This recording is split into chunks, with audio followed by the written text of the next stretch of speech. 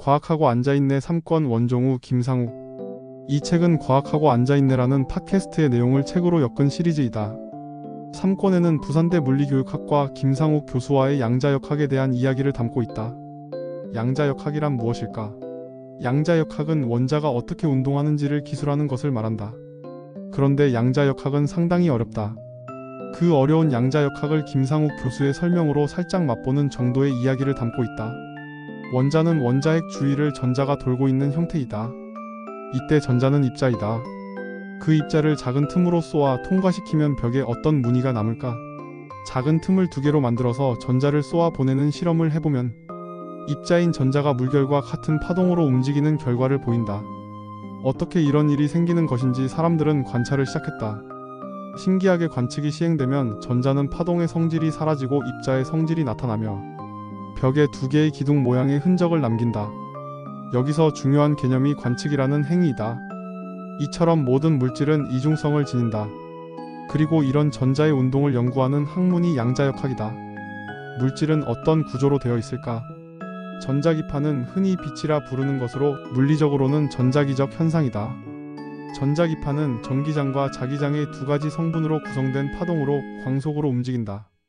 광자를 매개로 전달되며 파장의 길이에 따라 전파, 적외선, 가시광선, 자외선, X선, 감마선 등으로 나눌 수 있다.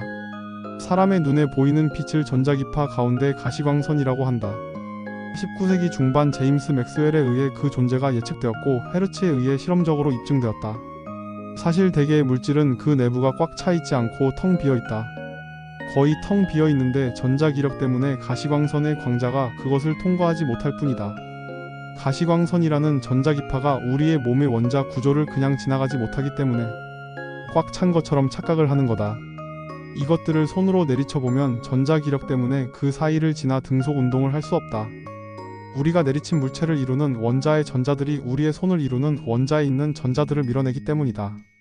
전자기력 때문에 그런 것이지 실제 물질만을 보면 그 양은 거의 미미한 수준이다. 물질이 텅 비어 있다는 것을 직접 보려면 가시광선 말고 X선이나 감마선으로 쬐어보면 된다. 그러면 아무것도 없는 것처럼 그냥 지나가는 것을 알 수 있다. 우주는 사실 거의 텅 빈 것이나 마찬가지다. 전자기력만 아니라면 우리들은 아무것도 없는 것이나 마찬가지인 거다. 물질은 텅 비어 있는 거다. 아무것도 없다. 이게 우리가 이해해야 할 대상이다. 이런 특이한 현상을 설명하는 해석은 무엇일까? 코펜하겐 해석은 양자역학에 대한 정통 해석으로 닐스 보어와 베르너 하이젠베르크 등에 의해 제시되었다. 그 논의가 이루어진 장소였던 도시 코펜하겐에서 따온 이름이다. 20세기 전반에 걸쳐 가장 영향력이 컸던 과학 해석으로 꼽힌다. 측정이 대상에 영향을 주기 때문에 위치나 운동량 같은 기본 물리량을 아는 것이 원리적으로 불가능하다고 주장한다. 측정을 하면 대상의 상태에 불연속적인 변화가 일어나는데 이를 붕괴라고 부른다.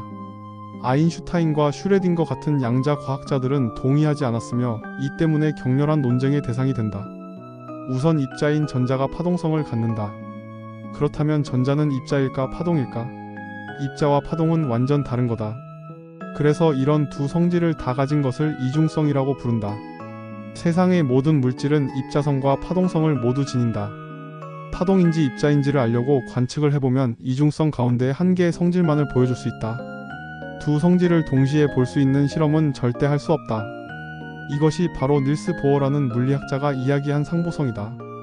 우주는 이중성을 가지고 있다. 관측할 때 변화가 일어난다. 앞에서 이야기한 실험에서 언제 변화가 일어나는 거냐면 우선 전자가 진행할 때에는 파동이다. 2개의 구멍은 동시에 파동으로 지나가고 마지막 스크린에 부딪히는 순간 이 전자는 입자로 변화된다. 그때 관측이 일어나는 거다. 쉽게 말해서 전자가 스크린 위에 어디에 있는지를 물어보는 거다. 위치를 측정하는 거다. 이때 관측이 일어난다. 이 관측이 대상을 파동에서 입자로 변화시킨다. 그래서 공간적으로 퍼져 있던 파동의 형태가 측정이 되고 나면 하나의 점 입자로 갑자기 바뀌는 일이 벌어지는 거다. 결국 코펜하겐 해석에서는 관측을 당하는 대상과 관측을 하는 주체 2가지로 우주를 나누어 생각해야 한다. 누가 관측하는지 누가 관측당하는지를 먼저 이야기해야 된다는 거다. 여기서 코펜하겐 해석의 기본 입장은 이렇다. 관측을 하는 것은 큰 세상, 즉 우리와 같은 거시세계의 물체이다. 뉴턴 역학과 고전 역학을 따르는 세계다. 양자역학을 따르는 미시세계 원자 크기의 작은 물체는 관측을 당하는 개체가 되는 거다. 그리고 관측은 대상에 영향을 주어 상태를 바꾼다. 이게 양자역학의 표준 해석이라 할 수 있는 코펜하겐 해석이다. 그렇다면 정확한 측정이 가능한 걸까? 이때 등장하는 것이 불확정성의 원리이다. 확률을 써야 하는 이유에 대한 양자역학의 설명은 이렇다. 우선 우리가 위치를 안다는 것이 무엇일까 다시 생각해봐야 한다. 양자역학을 하면 당연한 걸 자꾸 다시 물어봐야 한다. 우리가 물체를 봐서 위치를 안다는 것은 너무 당연한 이야기다. 그렇다면 이제 본다는 것이 무엇인지를 다시 생각해봐야 한다. 본다는 것은 빛이 물체에 부딪혀서 반사된 빛의 일부가 눈으로 들어오는 거다. 그때 물체를 봤다고 이야기하는 거다. 이 과정에서 보통의 물체는 빛에 맞아도 별 영향을 받지 않는다. 앞서 전자가 입자와 파동의 이중성을 갖는다고 이야기했는데 사실 전자기파라는 파동으로 알고 있는 빛조차도 입자의 성질을 가지고 있다. 우리는 이 빛의 알갱이를 광자라고 부른다. 모든 건 다 이중성을 가지고 있다. 전자가 파동일 수 있는 것처럼 빛도 입자일 수 있다. 빛도 입자니까 빛에 맞으면 물체가 흔들릴 수 있다는 거다. 보통은 물체들이 워낙 크니까 빛의 입자인 광자에 얻어맞아도 별 영향을 받지 않는다. 하지만 전자같이 작은 녀석은 상황이 다르다. 전자의 위치를 알기 위해서 빛으로 전자를 때려서 맞고 튕겨나온 빛을 보아야 하는데 그 순간 전자가 움직인다는 거다. 관측이 전자 위치에 영향을 주게 된다. 설명하지는 않았지만 위치를 정확히 알려고 하면 할수록 더 높은 에너지를 지닌 광자를 사용해야 한다. 분해능 이론에 따르면 짧은 파장의 빛을 사용해야만 더 자세하게 볼 수 있다. 그런데 플랑크의 이론에 따르면 파장이 짧아질수록 더 많은 에너지를 가지게 된다. 결국 여기서도 빛의 파동과 입자의 성질을 다 써서 설명한다. 양자역학을 공부하다 보면 파동과 입자라는 것을 한꺼번에 쓰게 돼서 종종 혼란스러워진다. 어쨌든 이 때문에 전자의 위치를 정확히 알려고 하면 더욱 큰 에너지의 즉 짧은 파장의 빛을 써야 하고 그러면 전자가 더 많이 영향을 받게 된다. 이 말은 전자의 속도가 불확실해진다는 거다. 하이젠베르크는 이것을 불확정성 원리라고 불렀다. 여기서 하나 강조할 것이 있다. 측정을 통해서 얻어낸 결과만이 우리가 알 수 있는 정보이다. 양자역학에서는 측정을 하지 않으면 심지어 그 존재조차도 의문을 가져야 한다. 즉, 여기서 말하는 불확실성은 측정이라는 과정에서 나오는 부수적인 결과가 아니라 본질적인 것이란 점이 중요하다. 측정의 정밀도를 높이거나 해서 없앨 수 있는 종류의 것이 아니란 거다. 약간 덧붙여 설명을 하자면 본다는 행위가 구체적으로 무엇이냐 하는 거다. 본다는 것은 어떤 물체에 반사된 빛을 우리의 눈에서 받아들여서 보는 거다. 여기는 방에 전등이라는 광원이 있으면 그 조명이 물체에 부딪히고 반사가 돼서 일부가 눈에 들어와서 그걸 보게 되는 것이다. 물체들은 우리가 그렇게 대충 봐도 다 보인다. 좀 작은 물체도 현미경 밑에 거울이 있다. 빛을 거울에 반사시켜 보는 것이다. 그런데 이게 너무 작아져서 소립자 차원의 세계로 가면 빛이라는 입자도 그걸 보기에는 너무 큰 거다. 그래서 전자현미경을 사용한다. 전자현미경은 보통의 빛을 쓰는 게 아니고 아주 작은 전자기파를 쏴서 이게 반사되는 것을 보는 거다. 더 작은 것을 보려면 더 센 힘의 전자기파를 보내야 한다.